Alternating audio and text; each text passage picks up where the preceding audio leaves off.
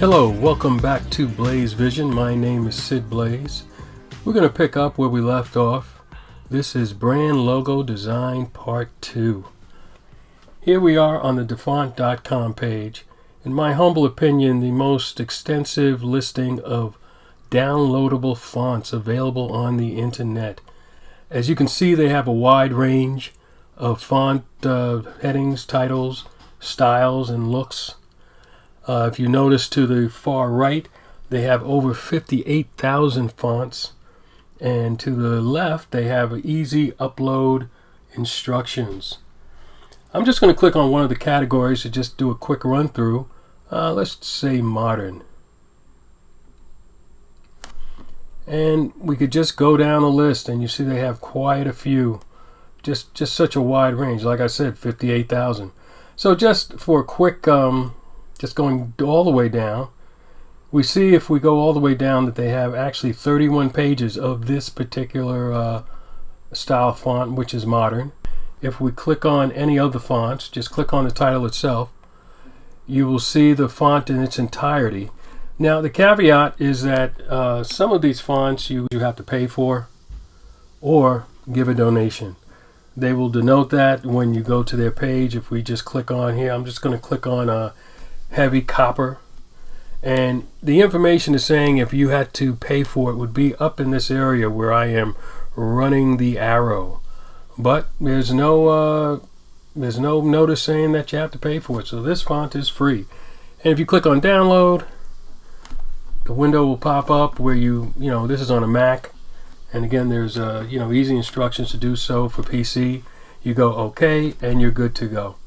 All right, so a lot of these fonts are very stylized, and they may not really work well for logos, and I say that because many of them would work better for title treatments, and there's a slight difference between a brand logo and a title treatment. Title treatments are for a specified topic or product, like a movie or a book. And they have a limited shelf life in that respect. Once you see the movie or read the book, the logo no longer matters. As a brand logo, you are selling your product, you are selling your service, and you always want to reach the widest audience as possible. Whereas again, with a stylized logo, going in fact for a specific audience.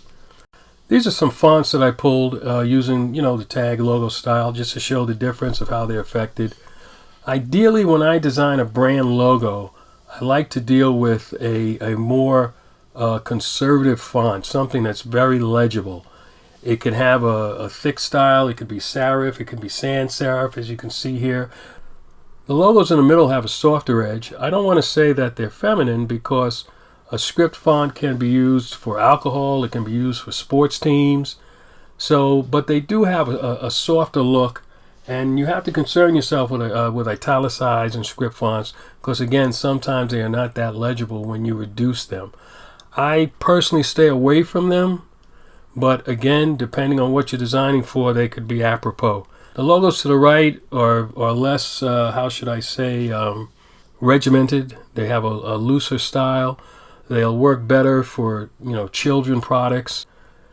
Two logos on the bottom, though, or should I say the two fonts on the bottom, I'm actually not a fan of. I don't like using distressed, because when reduced down to a smaller size, they get kind of choppy. They look like it's almost a mistake. The logo further down to the bottom, you have to watch for fonts where letters can be misinterpreted.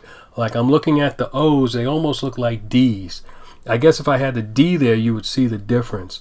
But if you have a logo that has both an O and a D in it, the letter looks the same, that is not a good choice for fonts. Your basic selection for a font is going to come down to, again, your demographics of who you're trying to sell to. I really don't like the word demographics because it seems very restrictive. Usually people think in terms of geography or gender or ethnicity or age. I tend to want to think more in that market's lifestyle, and that transcends all those other groups that I just mentioned. Men and women are consumers. Although you may be going for a particular age group, on the most part, you'll be going for mass market if you want to reach the the widest audience. Now, of course, if you're going for a specific age group like senior citizens or children, then that is a bit more limited. But in that case, it's easier to come up with a logo. Creating a logo for yourself to promote your product, you're already halfway there, because it's not likely that you would be targeting a product towards a market that you have nothing to do with. Also, if you're doing it for a client, well, they should have done their homework, and they're going to tell you what they want, what type of style or look that they want. Of course, you can ask questions too to get further into it. But again, you want to focus more on the lifestyle than just the geographic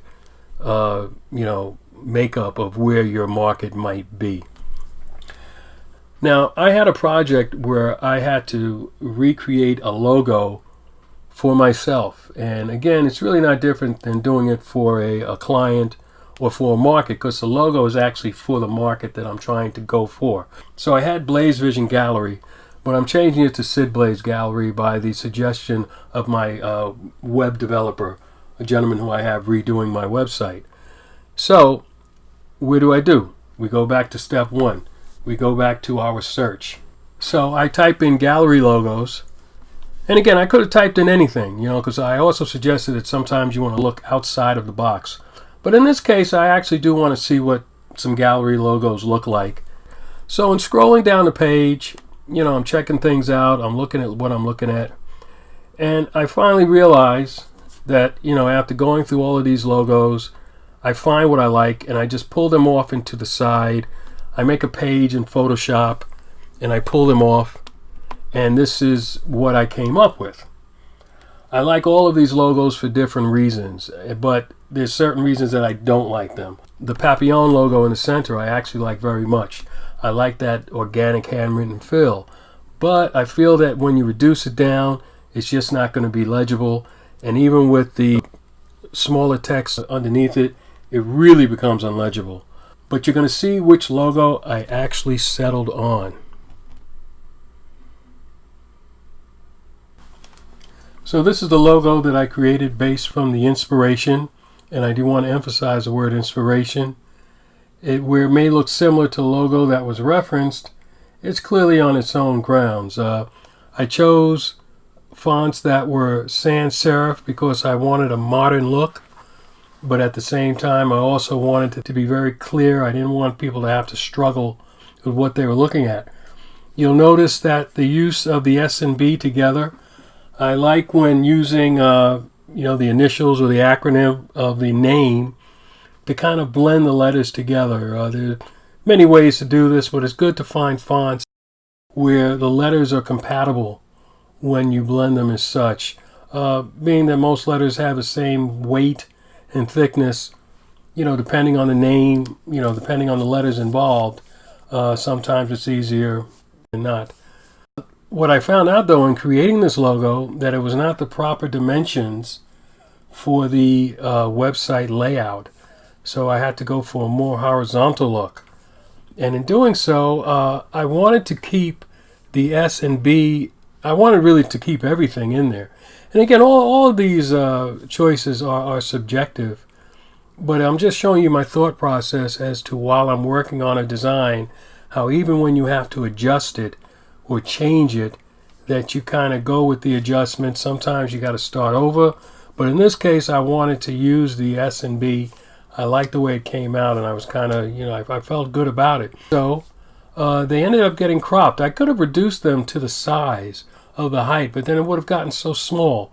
And I like the way then when they were cropped that, they're in there, you could see them, but without the Sid Blaize Gallery, you may not know it's an S or a B.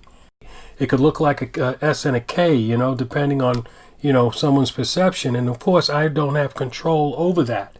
So what I do in this case is to make sure in the initial marketing and usage of this logo that the Sid Blaize Gallery is always part of it.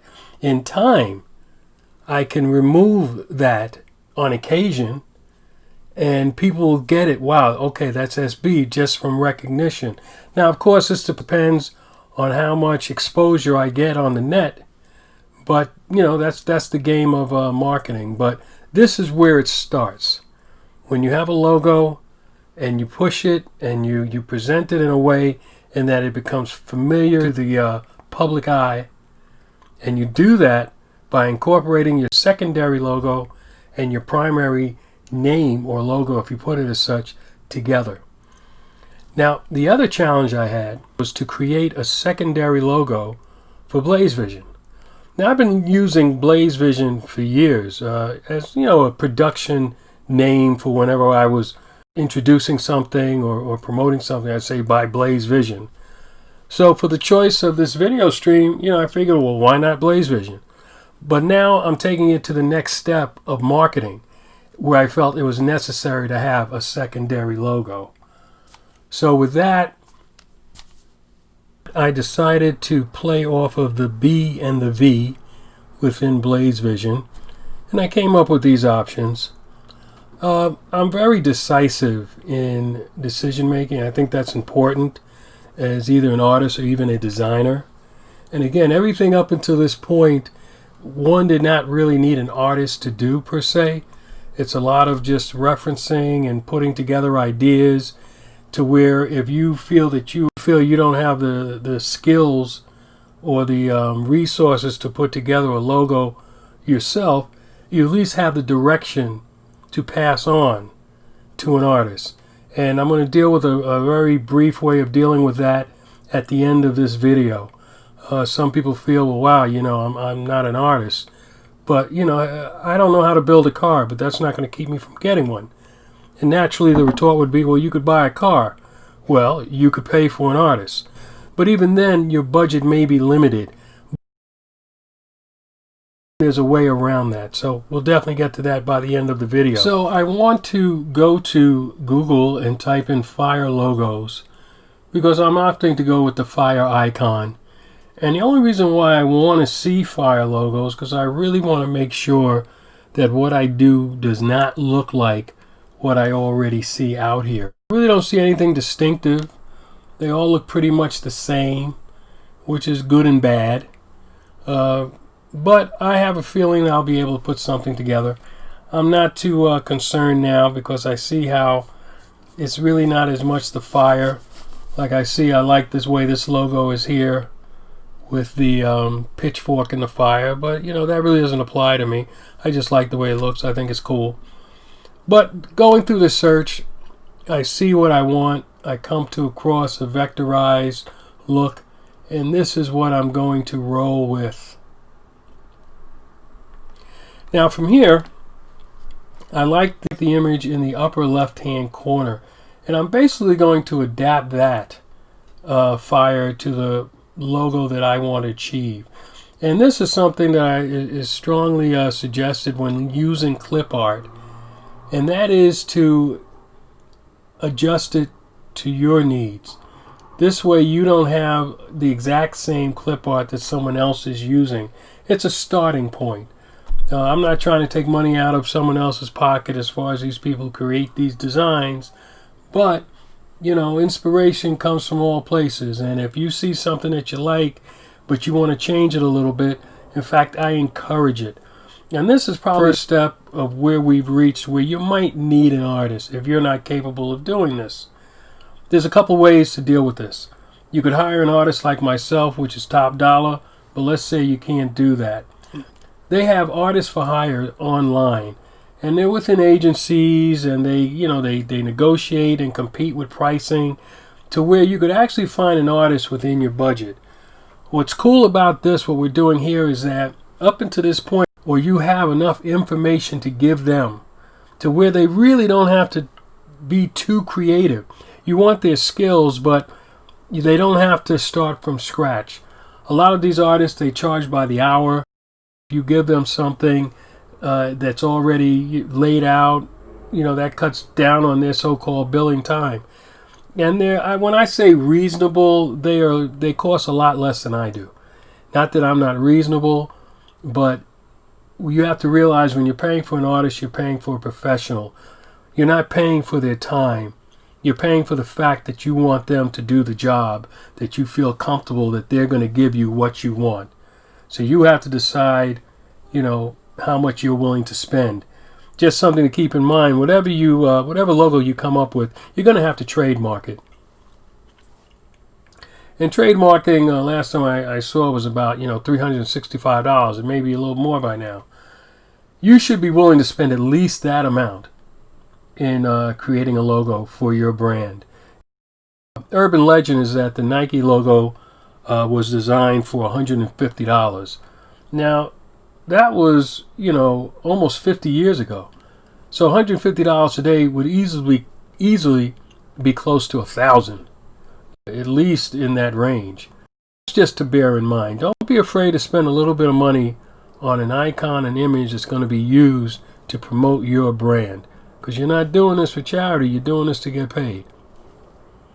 So I now have this fire logo, and I'm pretty content with it, as you can see, because I'm using it. And something else to point out, when you're creating logos, you always want to do them in two colors, as in black and white. The ground, it can be white or black, it doesn't matter, and then you use the reverse color for your composition. The reason for this is that your logo should look good in just two colors. You're going to add color to it because your brand is going to have a color and maybe even a secondary or third color. But it should look good in black and white first. This way, when you add color to it, it's only going to look better. So that's pretty much it. A couple things I just want to also point out that I might have forgotten. And even going back to the font, all of the fonts are downloadable. Okay, again, the only condition is that some of them, to be used for commercial use, you have to either give a donation or flat out pay for it. I've never seen a logo charge more than $30, $40. So again, if you're enamored with a logo and you can't find a similar logo that's either less of a donation or you don't have to pay for it all, then put out the little extra money for that logo. Again, you should have a budget for that. And do not cut short the effort and time and skill that it requires to put your logo together. And that's about it. We shall return. And it's been great. And, see you next time. Take care. Peace.